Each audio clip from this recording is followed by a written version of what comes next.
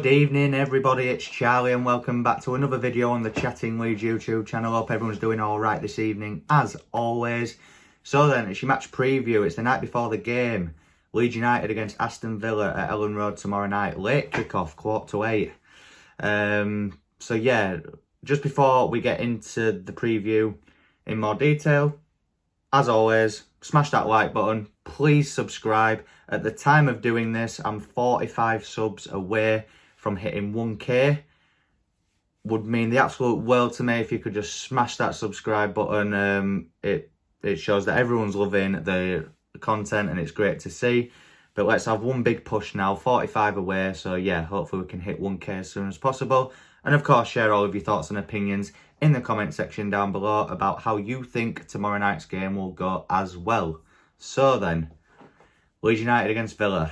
A game that has the potential to be another crazy one. Obviously, the game, we didn't play them that long ago, really. Obviously, this game was the one that was supposed to happen like a few days after Christmas, but it got postponed because of COVID, blah, blah, blah. So, yeah, we played them at Villa Park a bit ago. It ended 3-3.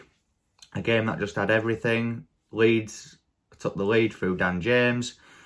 Then, you know, Leeds were actually on top for the first 20-25 minutes of that game. But then Phil Coutinho just stole the show for the last sort of 15 minutes of that half. And at one point it was 3-1 to Aston Villa, I think before half-time. But then just on the stroke of half-time, Dan James scored another, made it 3-2. And then Llorente equalised in the second half. A mad game of football for the neutral. An absolute nervy 90 minutes if you're a Leeds or a Villa fan. But this game always produces mad moments. I was at that game in the Championship, all those years ago, only a few years ago, where Click scores that goal and then we need to let them score their equaliser. And I remember being at that game, it was mental. So, you know, what I'm saying is that there's the potential for this game to be quite open. I think both teams will score, whoever wins the game, or if it's a draw. I just think it's definitely, you know, it's always a great game. So, yeah, really, I'm excited for it. Jesse Marsch's first game in charge at home at Elland Road. He was speaking in his press conference earlier about, you know, that he's aware that we've got one of the best fan bases in the league. It's actually incorrect there. We definitely have the best fans in the league by a country mile. But yeah, let's get into the main team news first of all for Leeds United. Patrick Bamford, Marsch said that Patrick will play, but not from the start, and that he is going to be brought on as a sub. So that's already a pre-planned substitution there. It'll be good to see Paddy Bamford out on the Elland Road turf once again. Let's just hope that if he does come on and score a goal, that he doesn't injure himself in his celebration. Just keep it simple, Patrick, if you do score, please. On Calvin and Cooper, he said Cooper's been training, so's Phillips, but he's kind of outlining the after the next international break, which is shortly, where they expect to be properly back involved with the squad. So that means obviously they're likely to miss Villa, Norwich, and then Wolves next week. So yeah, look, it is what it is. I think the fact that we've got Patrick Bamford for the next two games, if he starts on the bench tomorrow and he comes on and he makes a good impact, I, for one, would definitely start him against Norwich on Sunday, 100%. Aston Villa team news. The only notable players that are set to feature after they've been out is Hendrik Konza and Luca Dean. I was hoping that Dean would be out of this game because he's a really good left back.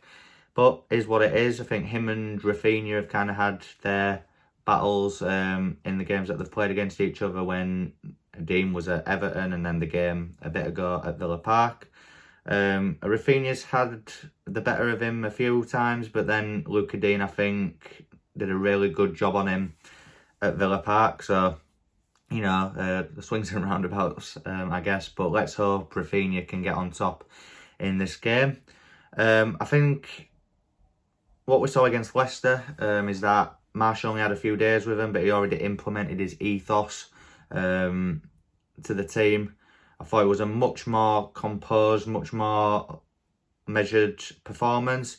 Apart from Harvey Barnes on Stuart Dallas being the only downfall, really, I thought Leeds played really well and deserved at least a point, if not a win, in that game. I thought we dominated for large spells, but we just couldn't put it away. I think if Patrick Bamford's fit and on that pitch, we win the game about 2 or 3-1 easily. But it just wasn't meant to be. But there was plenty of positives to take. Obviously, Marsh said in the press conference earlier that he's trying to find out tactically how to deal with Philippe Coutinho. I think what he might do, and maybe, well, I say he should do, obviously, who am I to say, but we saw it in a game last season against Man United at home where we drew against them 0-0, where we were a bit more zonal and we added a lot more pragmatism in that game. But in terms of the man marking, Calvin Phillips was given one job, and that was just to man mark Bruno Fernandes the whole game, and he absolutely pocketed him in that game, by the way. I think he'll give, I don't know who, but I think someone will be given the task of just man marking Phil Coutinho, and then the rest of the team, obviously, more zonal, and pretty much how the Leicester game went, really.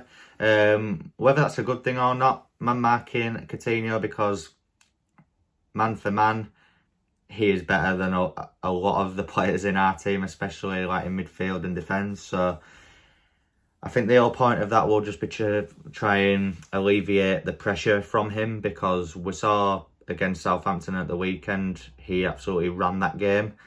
We can't be having that in this.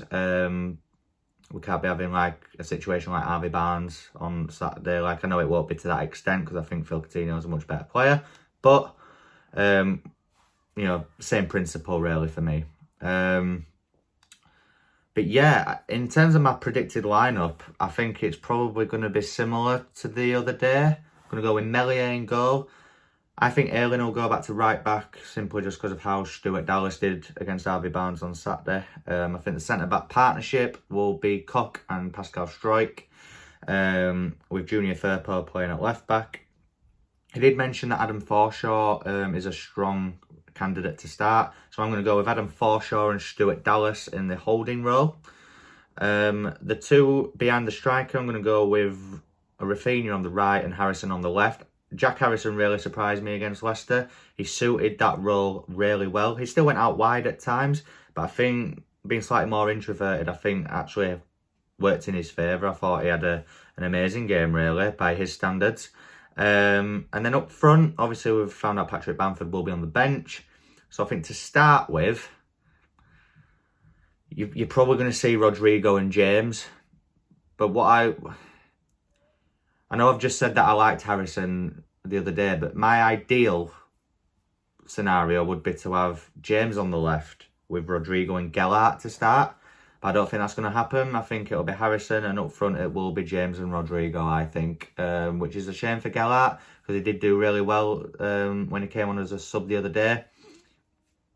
But, hopefully he has an opportunity against Norwich, maybe, if Marsh rotates. One thing we found out over the last few days as well is that Tyler Roberts is out for the season now, after that injury that he got against Leicester. Look, I just want to put it out there. I know I've had my opinion on him of late, but I don't ever wish a player injured, so get well soon, Tyler. Hopefully you can work your way back into our team. I saw something on Twitter earlier saying that he might be leaving us in the summer. How true that is, I don't know. But yeah, anyway, if that is the last time we've seen him in a Leeds shirt, all the best, Tyler. So yeah, Aston Villa are a strange team in terms of form. They went through, when I say a lull, I mean a slight dip in form, but they've won the last two games against Brighton and Southampton. Gerrard has got them playing really well. opting to play with Ings and Watkins both up front. I think Buendia kind of plays up with them as well, with Coutinho in behind. They like to play that 4-4-2 diamond, which has benefited them really well. But one player that Leeds United can definitely take advantage of is probably the most, well, up there with Harry Maguire as the most overrated centre-back in the league, Tyrone Mings. He had a shocker against us at Villa Park. If we can press him high as a unit, I think we'll have serious joy there, because, as I said, he's so overrated in my opinion, is Tyrone Mings. Other than that, like I said, Rafinha on Luka Dean is an interesting battle. Hopefully Rafinha can have the better of him there. But if we play anything like we did against Leicester, and if we take us chances, I think we'll be fine in this game, guys. I really do. Elland Road, under the lights on a Thursday night. In terms of score prediction, I'm going to go 2-1 Leeds. I have to back my team in this one. Like I said, I do think both teams will score, and it'll be an end-to-end game. But I think Leeds United will just come out on top. The Elland Road crowd need to get behind us in this game and on Sunday against Norwich as well. We need a minimum 4 points out of the next two. We can't afford to lose one of them. So hopefully we at least come out with a draw against Villa and then beat Norwich. But genuinely, I do think we're capable of winning the next two games. So yeah, I'll go with a 2-1 win for tomorrow night. So that brings us to the end of this match preview ahead of Leeds United versus Aston Villa at Elland Road tomorrow evening. As I said at the beginning, smash that like button. Please subscribe, really close to hitting 1,000 subs, as I said at the beginning. Please subscribe if you're brand new. Share all of your thoughts and opinions in the comment section down below. And I'll see you in my post-match reaction tomorrow night after the game, people. See you in a bit.